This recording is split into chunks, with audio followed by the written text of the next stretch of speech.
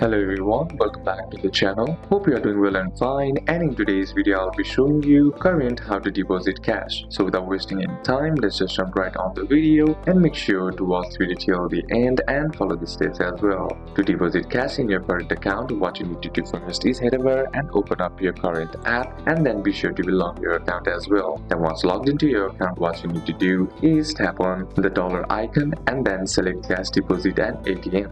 Then use the map to locate a nearby retailer that accepts cash deposits. Then once at a participating store, let them know you'd like to deposit cash in your current account. Then simply tap on the barcode in the current app to show the barcode to the cashier. Then simply hand over the cash you wish to deposit. Then the cashier will provide a receipt and the funds will appear in your current account immediately. There is a small fee of $3.5 per transaction, and you can deposit up to $500 per transaction or $1,000 per day and $10,000 per month. So these are a couple of steps that you can apply, and that's it for today's video, guys. Hope this video was useful to you. Leave a like if it did, comment down any questions that you have, and see you soon on the next one.